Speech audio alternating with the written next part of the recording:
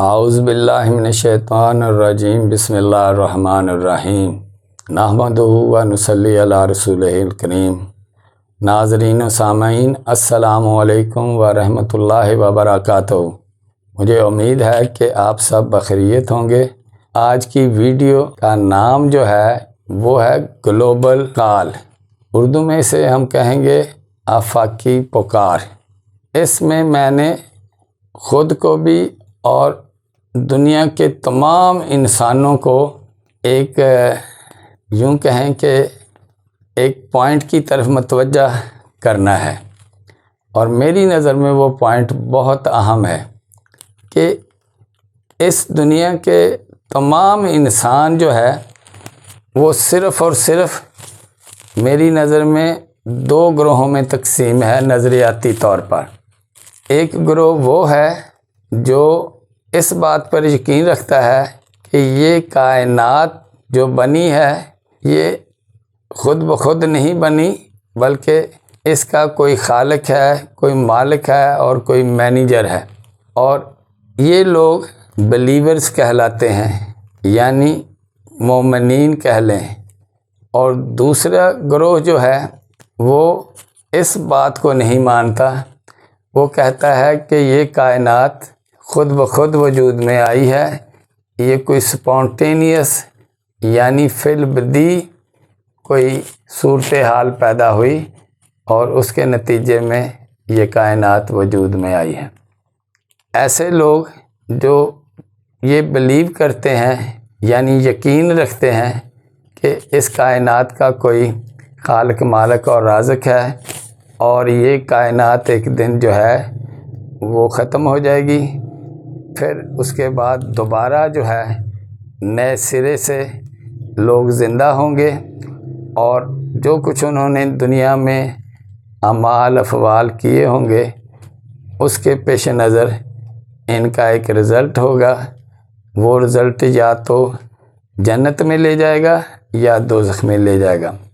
اس کے برعکس non believers جو ہیں یا ڈس بلیورز جو ہیں وہ اس تھیوری کو بالکل تسلیم نہیں کرتے، کہتے یہ ساری باتیں ہیں، اصل میں یہ ایک بہت عرصہ پہلے کوئی بلاسٹ ہوا تھا، بگ بلاسٹ، جس کو وہ بگ بینگ تھیوری بھی کہتے ہیں، اس کے نتیجے میں یہ کائنات جو ہے وجود میں آئی ہے، اور پھر ایک وقت ایسا آیا کہ اس پہ انسان نمودار ہوئے ہیں۔ چلے ٹھیک ہے، مان لیتے ہیں۔ تو میرا جو نقطہ ہے وہ یہ ہے کہ سپوز اگر بلیورز کی بات جو ہے وہ درست ثابت ہو گئی تو یہ ڈس بلیورز جو ہیں خام خواہی جو ہے وہ مارے جائیں گے۔ وہ کیسے؟ کہ یہ تو عقیدہ رکھتے ہیں کہ کوئی ایسی بات نہیں ہے، کوئی اس کو بنانے والا ہے یا کوئی حساب کتاب لے گا، مر گئے بس مٹی بن گئے۔ تو اگر یہ بات ثابت ہو گئی، ڈس بلیورز جو ہیں وہ سراسر نقصان میں چلے گئے۔ اگر فرض کر لیں کہ ڈس بلیورز کی بات جو ہے وہ درست ثابت ہو جاتی ہے تو یہ بلیورز کو کوئی نقصان نہیں ہوگا، جہاں وہ پڑیں گے وہیں پہ جو ہے یہ بلیورز چلے جائیں گے۔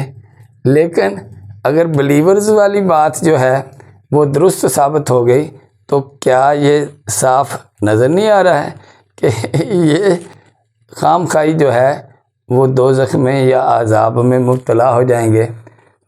تو لہٰذا بہتر یہ ہے کہ ایسے کام کریں یا ایسی سوچ رکھیں جس میں جو ہے بڑا لاجک ہو۔ میں سمجھتا ہوں یہ لاجک والی، فرض کرو اگر میں جو ہے اللہ نہ کرے ڈس بلیورز میں ہوں اور مجھے یہ بات جو ہے سمجھ میں آ جائے تو میں تو فوراً ادھر بھی یہ مان لے آؤں گا کہ نہیں جناب، یہ بھی میں بھی مانتا ہوں اور دل سے مانتا ہوں۔ کیوں؟ صرف مان لینا ہی جو ہے وہ کافی ہو جائے گا۔ یہ پہلا سٹیپ ہے کہ ایک خالق اور مالک کو تسلیم کرنا باقی اس کے بعد دوسرے سٹیپ ہیں وہ بعد کے ہیں۔ یہ سٹیپ جو ہے توحید کا سٹیپ بھی کہلاتا ہے۔ اگر ایک انسان توحید کو ہی نہیں مانتا، یعنی خالق مالک اور مینیجر کو ہی نہیں مانتا جو اس نظام کو چلا رہا ہے، تو وہ تو سرے سے ہی اس کا جو ہے وہ خسارے میں چلا گیا۔ تو اگر کم سے کم اتنا مان لے تو بعد کے سٹیپ جو ہیں وہ اگر مانے یا نہ مانے، پہلا سٹیپ تو کلیئر ہوگا۔ ڈس بلیورز جو ہیں ان کا کچھ نہ کچھ بھلا ہو جائے گا، اور وہ اپنی غلطیاں یا جو ان کا ایمان میں پہلی کمی جو ہے وہ دور ہو جائے گی، اور ہو سکتا ہے اس کائنات کا خالق مالک جو ہے انہیں کوئی نہ کوئی ریلیف دے دے۔